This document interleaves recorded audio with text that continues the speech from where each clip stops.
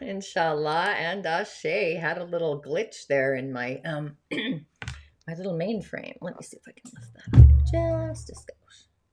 I guess that's a little better. Holistic Sha'medium and Tonya D here, subtle energy surgeon. Welcome to my daily snippet. I always see, what should I say? I always see the season as the month, I guess. So I say the date mostly. I say that mostly so I know what month I'm in. But we're in the beginning stages of Libra as we climb this cosmic ladder. And Vishuddha, our throat center, is actually online through the entire season. And then the various centers come into play as well. So, it's like our spidey senses are connected to the stars in a way.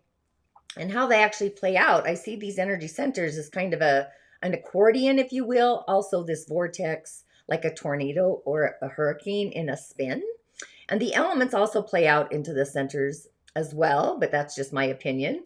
I talk about all these ingredients in Change Your Stars. That's probably my latest online program. So there's this unique little heartbeat.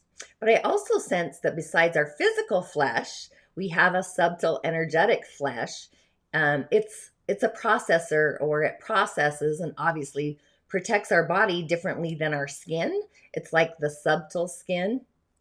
And also just like, wow, I just want to say that out loud. Gratitude. I have some new subscribers and listeners, and I'm just grateful that you're ringing the bell, liking my show. It really, really, really assists in that algorithm, echoing it out to the galactic universe.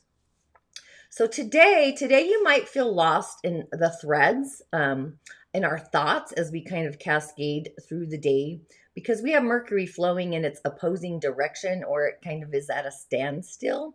So our mind is off on its own little trip, kind of like Dory in Finding Nemo. Oh, look at this, right? And she's ping-ponging around. So our thoughts, these thoughts, they're kind of ping-ponging around in the game. So if you can take note on your inner voice, that inside voice, does it behave in a way that's loving and respectful towards yourself? Or do you go down the rabbit hole with your self-talk?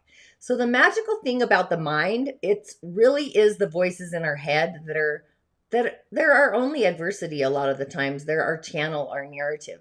So to find that solution, that's kind of the key that we all have to access this whole kit and caboodle kind of thing. But the elements of today, we have this Yin Earth Rabbit day. So Yin Earth would be more like the soil. It can be light. It can be hard. It kind of depends on the surrounding elements. It could even be moist as well. But we have the spleen and the liver with the rabbit. The rabbit and the liver are kind of in congruency or in relation. But the rabbit and the rooster are actually in a clash. Those are those two opposing forces, like who wins the battle here? Well, our rooster is supported by our ox year right next to it, and also our day stem, the earth there. And it also has a nearby ally as well in the year stem, the metal there, the yin metal. Again, it's a very yin day. It's our inward journey. It's going inward. I would totally say solicit your inner solitude, meditation, stuff like that. But our rabbit, with all this that's going on, he looks like he might be for dinner. He's kind of alone there. Sorry about that, but there's really not enough water or any rabbit allies today. So we have water and fire again for today. Fire on the month is actually supporting our day. But the water, we need to support the wood, which also then supports the fire. So, see and kind of feel like this opposition today in the mind. So the tool that we all have can be a force of magic or a force of adversity. So it's that inside voice, the inner voice. And sometimes, I keep my inner voice inside, but sometimes it needs to be kind of reckoned with, what's the story?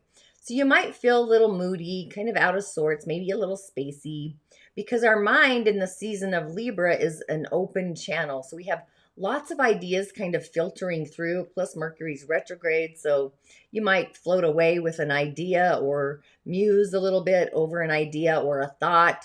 Really set some boundaries around your internal processor, if you will. You might even go in circles about nothing. So being that we're in the season of relationships and partnerships, our thoughts might consistently be on the narrative to ourself, the relationship we have to our own inner beingness. So it's like, hi, self, how are you today? Well, self, myself is self-loving. So it's kind of this self story. So as we climb the ladder into the season, the first few days might have felt less than about ourself, kind of an inner fight going on, all the self-talk, the self-love, the feelings of ourselves, our ego selves as well. Even the way that we behave towards ourselves, our inner critic, we might have come out of the closet, the cobwebs that are in there, and you find they were not so kind. They're kind of unhealthy, they're troubling, they're problematic. These are just like ways that they transport that not so elevated self.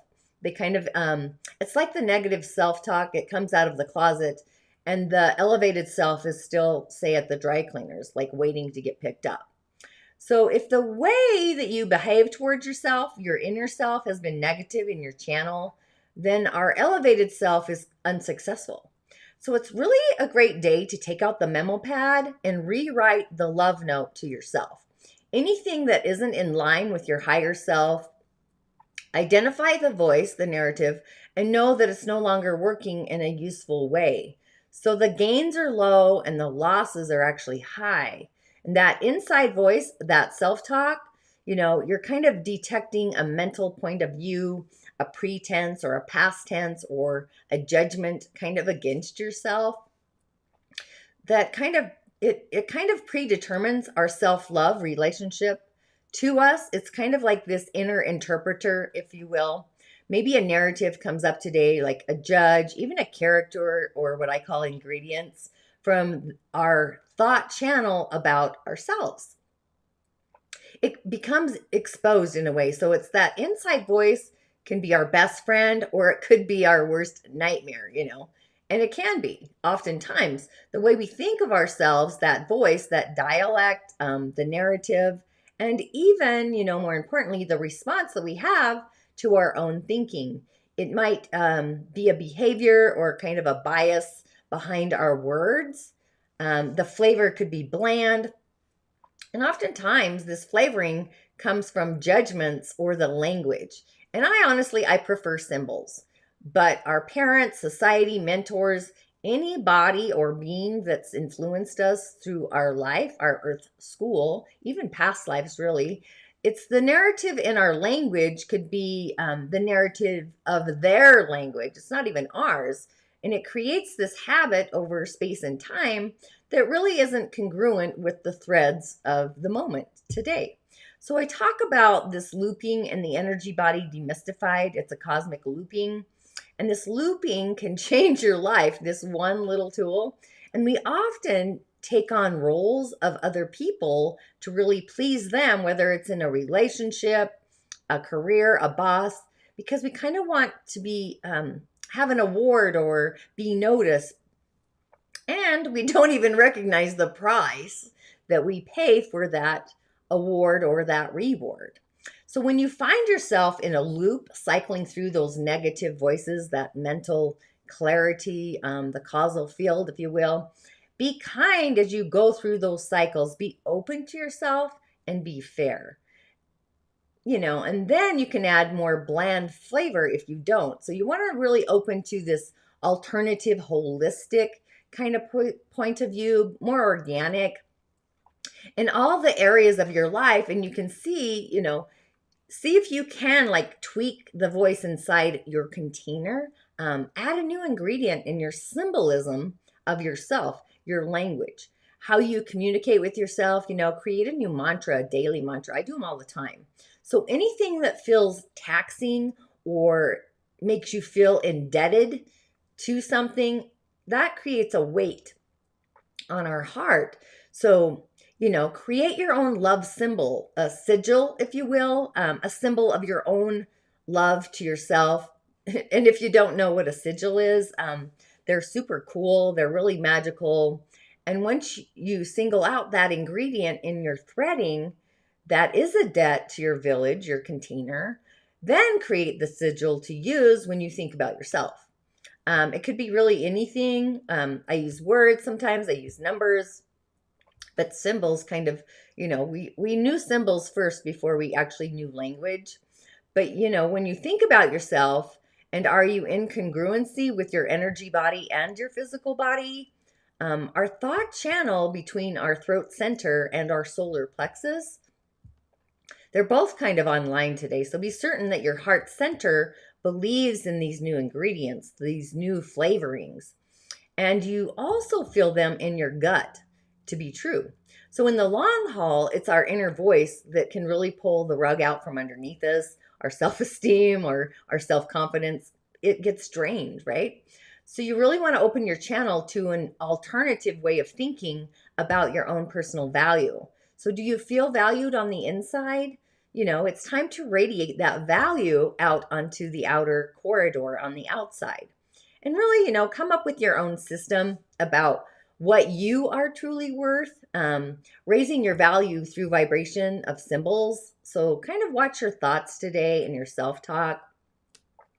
Do you need to upcycle your inner voice to a new language, creating a new symbol? Or how do you belong speaking inside to yourself? So if you speak from your heart channel today, the mind becomes a useful tool.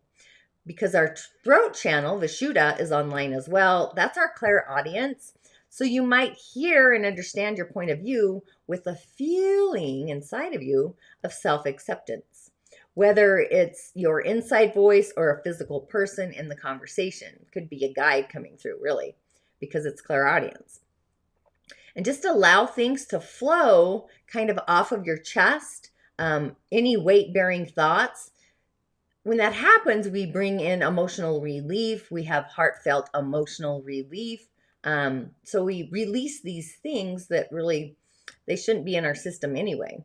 So be understanding of your inside voice, that dialect that you've had. It's really a great day to recalibrate and really do an offering, do a ritual to offer to yourself and create a positive looping. It's like creating your own poetry. So we have the throat center online, so shades of blue or yellow, because we also have this earth energy as well as yellow, and so is our solar plexus. The earth and the elemental directions, that's the southwest and the northeast. They oppose each other, but it's shades of yellow with a shade of blue, which then creates a shade of green. So allow the voice of your heart to speak. So wear shades of like blue greens, yellow blues, even eating foods in those colors is great. And really have some fun. So it's like heaven and earth are shining, and the sky and the sun, right, are beaming. And the moon itself is currently in her home sign of Cancer. So today would be a great day to nurture your emotions, soothe your feelings, even stroke your hair, eat some chocolate, anything that makes you feel nurtured on the inside.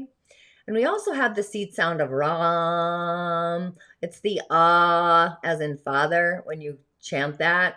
If you want to know something kind of funny, I have this note from like 20, 30 years ago where I wrote down all the seed sounds. And I still use it today to accent on the sounds. I think that's important, but it's interesting also how my handwriting has changed over time and space.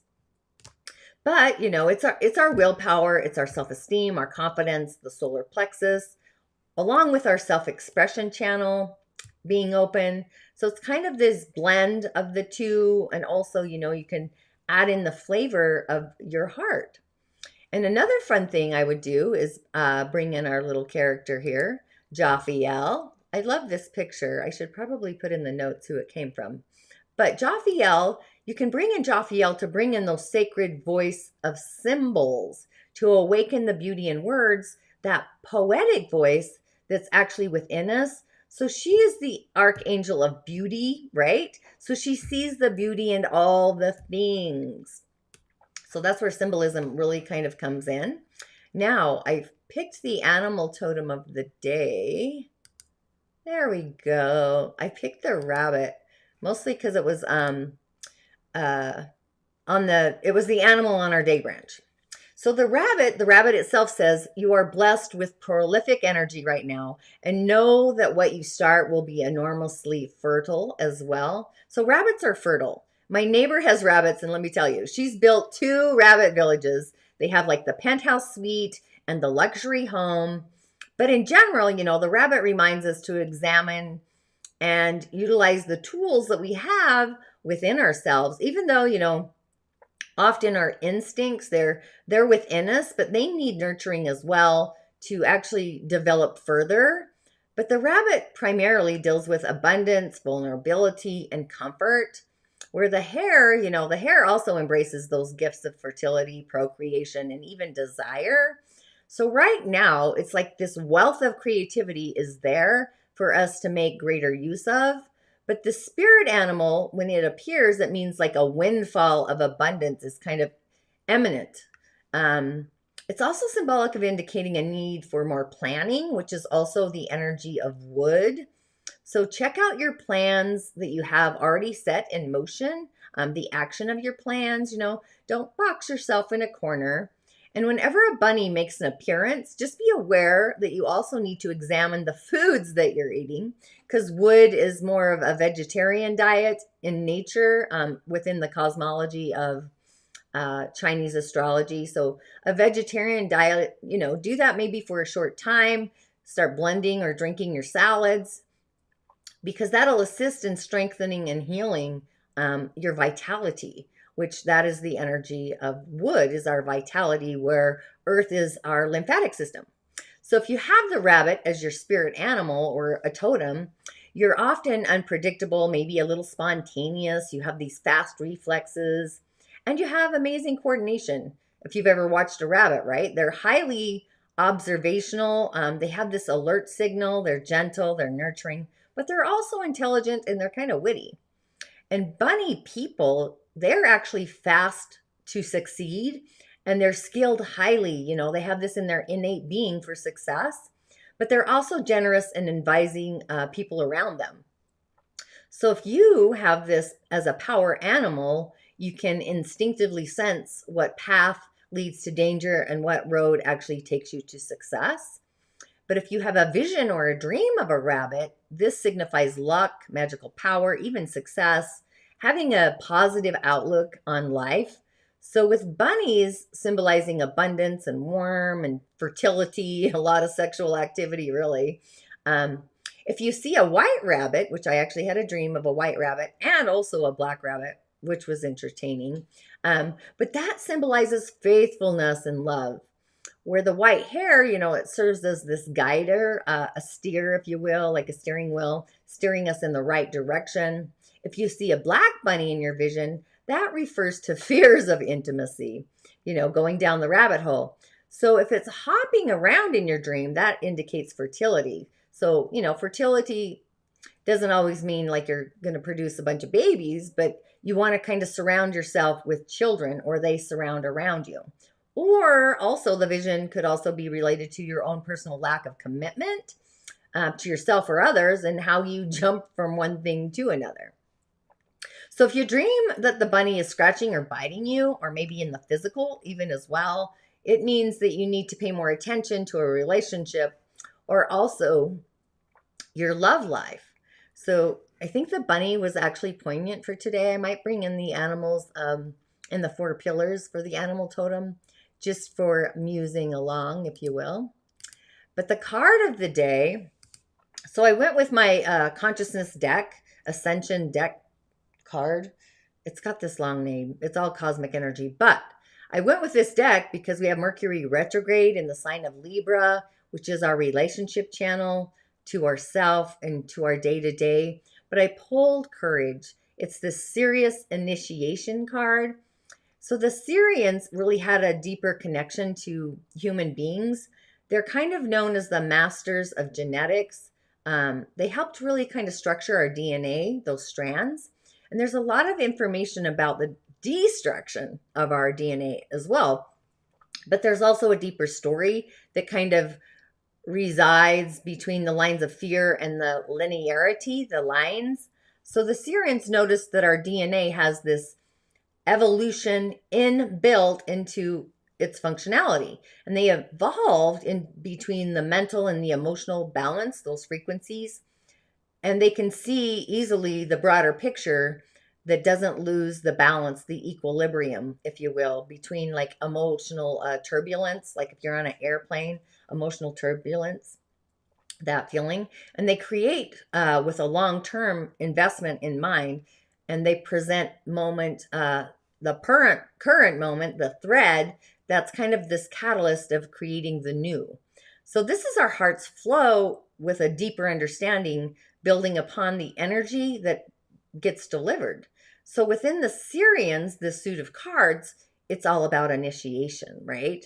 Because the Sirians began the beginning, they began a focus towards change in the progress, the shift, the transformation.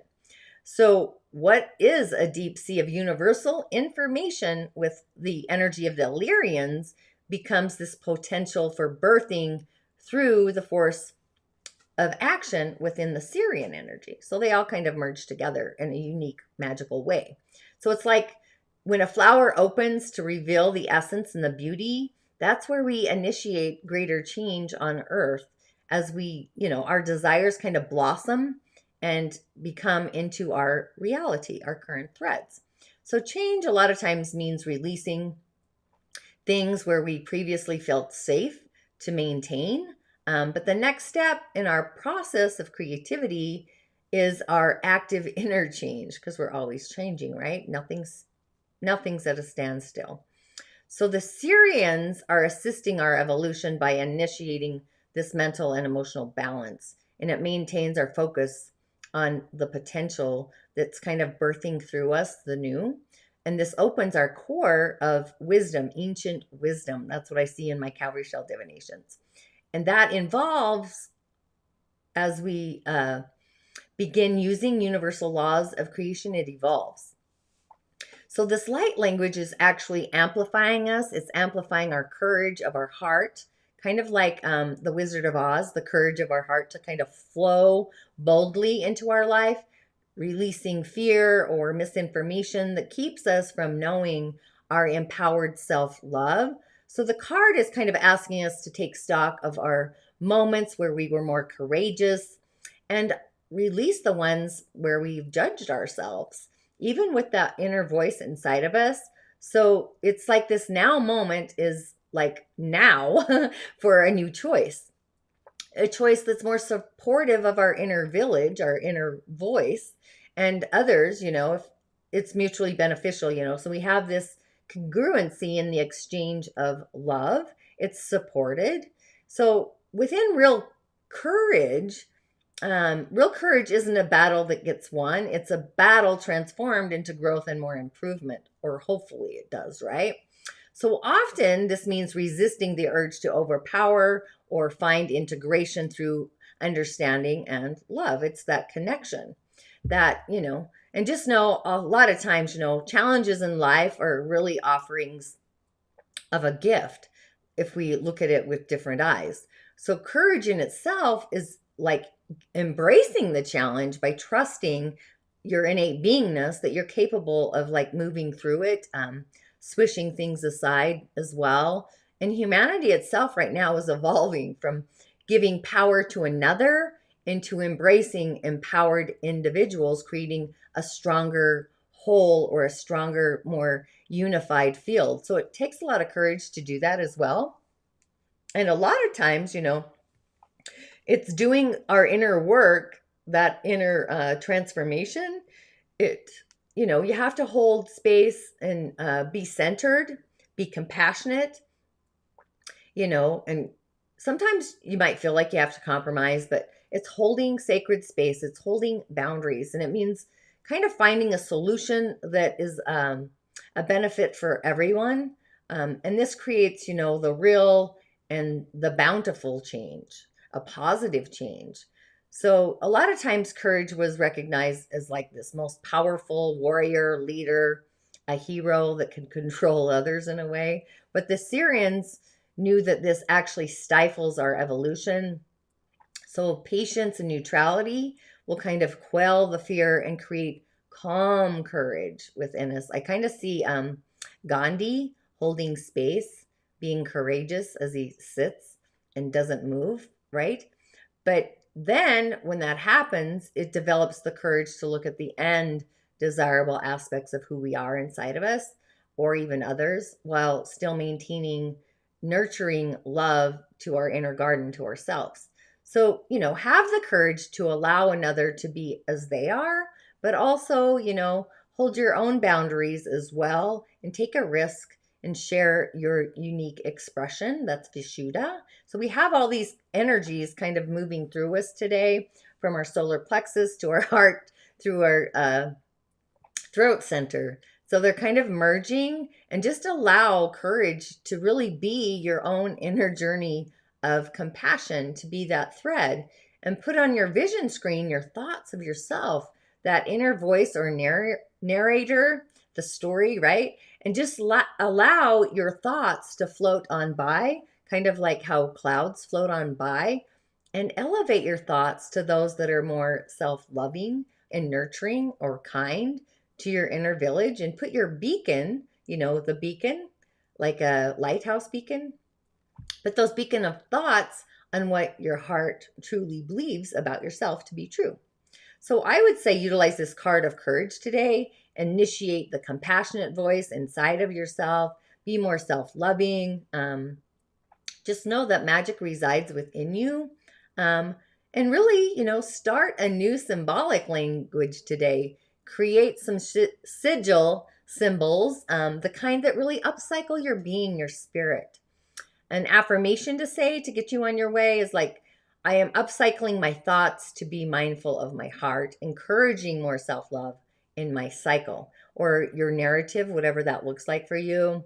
So kind of be an optimistic voice on the inside so your light can be that beacon and shine on the outside. So with all of that, InShalla and Ashe, blessings to you, and thanks for tuning in.